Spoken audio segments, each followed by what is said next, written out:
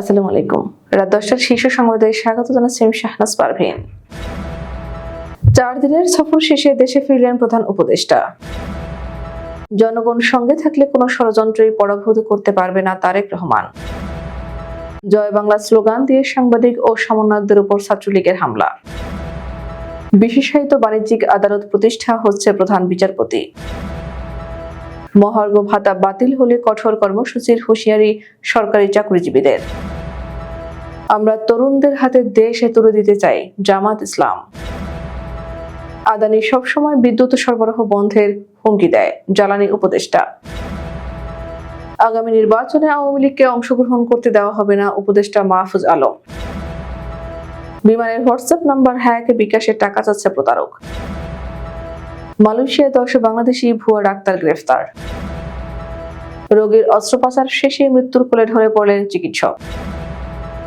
Saudi আরবের এক সিদ্ধান্তে বন্ধ হতে পারে রাশিয়া ইউক্রেন যুদ্ধ, ট্রাম্প। জনতার বাধার মুখে পরিমণির অনুষ্ঠান স্থগিত। শুনছিলেন শিরোনাম, এবার বিস্তারিত। 4 দিনের সরকারি সফর শেষে দেশে ফিরেছেন অন্তর্বর্তী সরকারের প্রধান উপদেষ্টা ডক্টর মোহাম্মদ ইউনূস। শনিবার বিকেল 5টা 7 তাকে বহনকারী ফ্লাইটটি হযরত শাহজালাল আন্তর্জাতিক বিমানবন্দরে অবতরণ করে। প্রধান উপদেষ্টার প্রেস উইং থেকে এ তথ্য জানানো হয়েছে।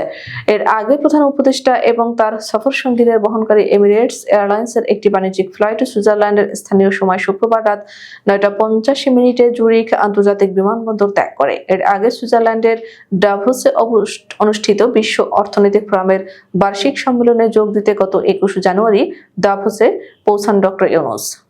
বিএনপির সর্বস্তরের নেতাকর্মীদের প্রতি আহ্বান জানিয়ে দলটির ভারপ্রাপ্ত চেয়ারম্যান তারেক রহমান বলেছেন, আপনাদের কোনো কার্যক্রম নিয়ে কেউ যাতে বিভ্রান্তি ছড়ানো কিংবা বিতর্কে লিপ্ত হওয়ার সুযোগ না পায় সে বিষয়ে সজাগ থাকতে হবে। জনগণই বিএনপির সকল রাজনৈতিক ক্ষমতার উৎস।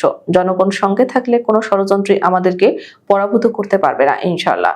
শনিবার বিকেলে ইঞ্জিনিয়ার্স ইনস্টিটিউশনে বিএনপির প্রতিষ্ঠাতা জিয়াউর রহমানের 89তম জন্মবার্ষিকী এবং জাতীয় শিক্ষক দিবস উপলক্ষে আয়োজিত জাতীয় সম্মেলনে ভার্চুয়ালি যুক্ত হয়ে তিনি একথা বলেন। গোপালগঞ্জ বিজ্ঞান ও প্রযুক্তি বিশ্ববিদ্যালয়ের সমন্বয়ক, সাংবাদিক ও সাধারণ শিক্ষার্থীদের উপর হামলা চালিয়েছে নিষিদ্ধ সংগঠন ছাত্রলীগের নেতাকর্মীরা। এতে সাংবাদিক ও সমন্বয়ক সহ বেশ কয়েকজন আহত হয়েছেন। শনিবার দুপুর 2:30টার দিকে বিশ্ববিদ্যালয়ের প্রশাসনিক ভবনের সামনে এ ঘটনা ঘটে।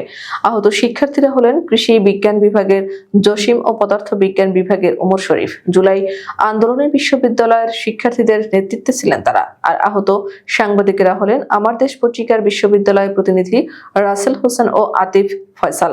আহত 2 সাংবাদিকের দাবি, প্রক্টোরিয়াল বডির এক সদস্যের উপস্থিতিতে জয় বাংলা স্লোগান দিয়ে এ হামলার ঘটনা ঘটানো হয়। দেশের বাণিজ্য বিরোধ নিষ্পত্তিতে বিশেষায়িত আদালত প্রতিষ্ঠা করা হচ্ছে বলে জানিয়েছেন প্রধান বিচারপতি সৈয়দ রেফাত আহমেদ।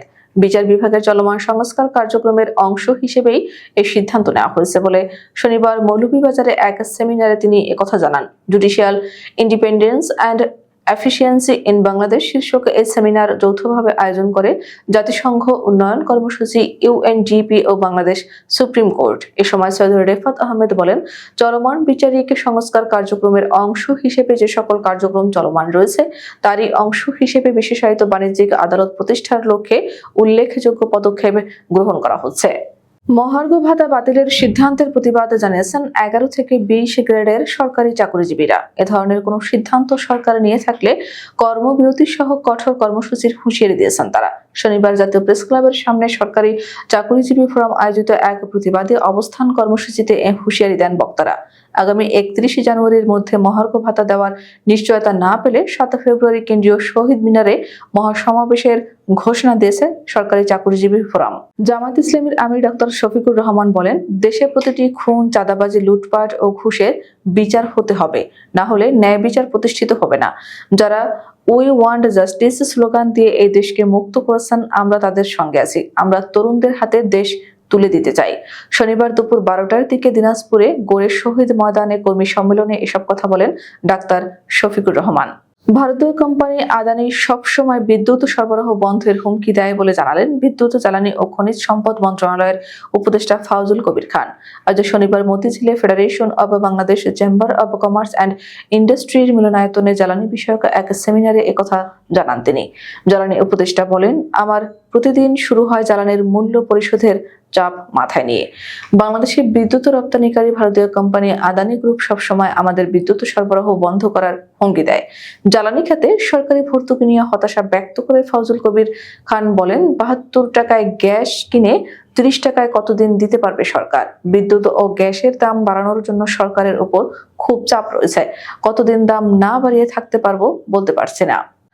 বর্তমান অন্তর্বর্তী সরকারের উপদেষ্টা মাহফুজ আলম বলেন, আগামী জাতীয় সংসদ নির্বাচনে আওয়ামী লীগকে কোনোভাবেই সুযোগ দেওয়া হবে না। তারা গত ১৬ বছর দেশের মানুষকে গুম খুন সহ যে মা বোনদের যে ইজ্জত লুণ্ঠন করেছে তার বিচার করা হবে। আজকের এই দিনে তৎকালীন শেখ মুজিবুর রহমান দেশে বাকশাল কায়েম করতে চেয়েছিল। সেই সময় কয়েকটি পত্রিকা বন্ধ করে গণতন্ত্র জিম্মি করে রাখেন। তার মতাদর্শে শেখ হাসিনা গত ১৬ বছর দেশে গণতন্ত্র তার হাতে রেখেছিল। আমরা আর আওয়ামী লীগের শাসনামল আর দেখতে চাই না। তাদের সময়ের সকল গুম খুনের বিচার প্রক্রিয়া শেষ করে ন্যূনতম সংস্কার করে একটি অবাধ সুষ্ঠু নির্বাচনের পথে এগিয়ে যেতে চাই। বিমান বাংলাদেশ এয়ারলাইন্সের পরিচালক অফিসিয়াল হোয়াটসঅ্যাপ নাম্বারটি হ্যাক হয়েছে। এই নম্বর থেকে একটি অসাধু চক্র বিভিন্ন জনের কাছে টাকা চাচ্ছে। কেউ যেন প্রতারণা চক্রের ফাঁদে পা না দেয় এবং এ ধরনের কোনো বার্তায় সাড়া না দিতে অনুরোধ জানিয়েছে বিমান। শনিবার দুপুরে বিমানের ফেসবুক পেজে থেকে এক পোস্টের মাধ্যমে এ তথ্য জানানো হয়। বিমানের ফেসবুক পেজে দেওয়া সেই পোস্টে জানানো হয় জরুরি বিজ্ঞপ্তি। বিমান বাংলাদেশ এয়ারলাইন্সের পরিচালক বিক্রয় ও বিপণনের অফিসিয়াল হোয়াটসঅ্যাপ নাম্বারটি একটি অসাধু চক্র হ্যাক করে বিভিন্ন জনের নিকট অর্থ চাচ্ছে। কেউ উক্ত প্রতারণা চক্রের ফাঁদে পড়বেন না এবং এ ধরনের কোনো বার্তায় সাড়া দেবেন না। মালয়েশিয়ার রাজধানী কুয়ালালামপুরে বাংলাদেশি ১০ জন ভুয়া চিকিৎসককে গ্রেফতার করেছে দেশটির ইমিগ্রেশন বিভাগ। কুয়ালালামপুরের বাংলাদেশি প্রবাসী অধ্যুষিত এলাকা কোতারায়ায় পরিচালিত বিশেষ অভিযানে তাদের গ্রেফতার করা হয়। দি স্টার, দি সান এবং মালয়েশিয়ার সরকারি বার্তা সংস্থা বারনামা জানিয়েছে, গত শুক্রবার এক বিবৃতিতে মালয়েশিয়ার ইমিগ্রেশন মহাপরিচালক দাতুক জাকারিয়া সাবান বিষয়টি নিশ্চিত করেছেন। তিনি জানান, গত বৃহস্পতিবার মালয়েশিয়ার স্বাস্থ্য মন্ত্রণালয়ের এনফোর্সমেন্ট ডিভিশনের সহযোগিতায় পুত্রজায়া ইমিগ্রেশন সদর দপ্তরের গোয়েন্দা ও অপারেশন বিভাগ সহ একাধিক পদের সমন্বয়ে একটি দল কুয়ালালামপুরের জালান তুনতানসিউ, লেবো, পুরো এবং জালান সিলাং সহ 10টি স্থানে বিশেষ অভিযান পরিচালনা করে। হৃদরোগে আক্রান্ত হয়ে কর্তব্যরত অবস্থায় হঠাৎ মৃত্যুর কোলে ঢলে পড়লেন আহমেদ মাহের নামের এক হৃদরোগ বিশেষজ্ঞ। মিশরের কায়রোর Nasser institute for cardiology and সার্জারির একজন কার্ডিয়াক সার্জন ছিলেন তিনি। শনিবার এক প্রতিবেদনে এ তথ্য জানায় গালফ নিউজ। প্রতিবেদনে বলা হয়, কয়েক ঘন্টা ধরে চলা কঠিন এক অস্ত্রোপচার সম্পন্ন করার কিছুক্ষণ পরই সহকর্মীদের সামনে ঢলে পড়েন তরুণ এই সার্জন। চিকিৎসা সূত্র জানিয়েছে, অপারেশন রুমে ডাক্তার মাহেরের ক্লান্তির লক্ষণ দেখা গিয়েছিল। তবে দায়িত্বে অবহেলা না করে জীবনের শেষ মুহূর্ত পর্যন্ত রোগীর যত্ন নিয়েছিলেন তিনি। রাশিয়া ও ইউক্রেন যুদ্ধ এক নিমিষে বন্ধ করতে পারে মধ্যপ্রাচ্যের দেশ সৌদি আরব বলে মন্তব্য করেছেন মার্কিন প্রেসিডেন্ট ডোনাল্ড ট্রাম্প। তিনি দাবি করেছেন, সৌদি আরবের এক সিদ্ধান্তের সঙ্গে সঙ্গে যুদ্ধ বন্ধ হয়ে যেতে পারে। এমনকি এতদিন কেন সেটা ঘটল না তা নিয়ে বিস্ময় প্রকাশ করেছেন তিনি। খবর বিবিসির। পূর্ব ইউরোপের যুদ্ধ বন্ধ করার জন্য সৌদি আরবের কি করা উচিত সেটাও বলে দিয়েছেন ট্রাম্প। তিনি বলেছেন, সৌদি আরব ও তেল রপ্তানিকারী অন্য দেশগুলোর উচিত অবিলম্বে তেলের দাম কমিয়ে দেওয়া। তাহলেই রাশিয়া ও ইউক্রেন যুদ্ধ বন্ধ হয়ে যাবে। টাঙ্গাইলের কালিহাতী উপজেলায় একটি শোরুম উদ্বোধনের কথা ছিল চিত্রনায়িকা পরিমণির। গত 15 দিন ধরে মাইকিং করে এ খবর প্রচার করে অথেন্টিক প্রোডাক্ট হার্বল্যান্ডের স্টোর নামের সেই শোরুম কর্তৃপক্ষ।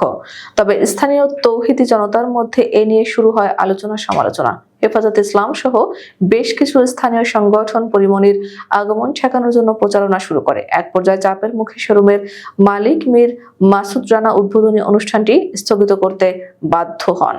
আমাদের আগামীকাল দুপুর 2টার শীর্ষ সংবাদ দেখার আমন্ত্রণ জানিয়ে এখনকার মতো বিদায় নিচ্ছি।